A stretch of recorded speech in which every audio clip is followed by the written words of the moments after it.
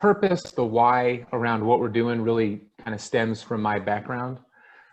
I worked at Stanford. I worked with the US ski team. So what I tell people is I'm literally standing on the top of the Alps with really cool gear on and a million flyer miles, and I have an amazing office view, but I literally am telling myself, this isn't exactly what I want to do. Like, it's cool. I like the people I work with, but I don't have control of my own life.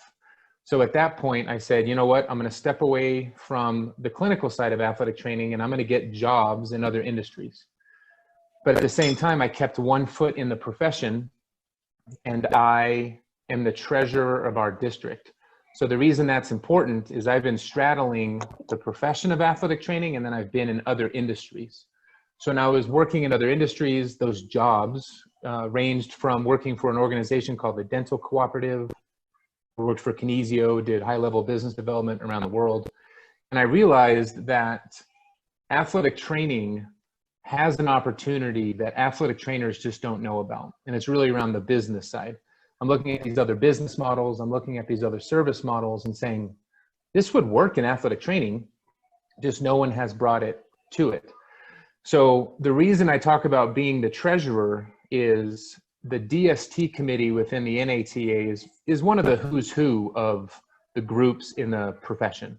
A lot of the former presidents of the NATA have come from that room. A lot of the district directors have come from that room. But what I really started to identify was across the country, there's two major pain points within our profession. And they are, I'm an athletic trainer, I don't make enough money. I'm an athletic trainer and I'm overworked and no one understands my value. And when I was in the DST, which is some of the who's who, that exact same pain point existed. So these people were saying the same thing. They were kind of complaining about the same thing. And this was a couple years ago. This was like in 2017. And I realized, you know what? I'm not a complainer. I'm more of a solution creator. So we created this free Facebook page called InnovateAT, just a free Facebook page. And we wanted to get a pulse on the profession of athletic training. And fast forward to now, a lot of our hypothesis was correct. Athletic trainers don't want to make little money. They want to make more money. They don't want to be overworked. However, there's been this whole new narrative that InnovateAT has identified, which is I'm an athletic trainer. I have a skill set, but I am more than just my credential. I want to be in control of my own destiny. I want to be in control of my future. And some of them say, I want to own my own business. So really what InnovateAT is as an organization is we're creating tools and resources for the individual athletic trainer to accomplish what they want to within their own personal desires. So as we grow InnovateAT, it's really focusing on this community model where athletic trainers get to work together. They get to support each other. They get to educate and empower each other. And if we look at our national association, while they do amazing things, they're always asking athletic trainers to volunteer more, join more committees. And unfortunately, that goes right back to the point of I'm overworked and I don't make enough money. So our whole model is, hey, athletic trainer, if you have value, how can we give you the opportunity to get compensated for that value? And that can range from presentations, it can range from doing courses and clinics. The future is wide open because we have a unique business model.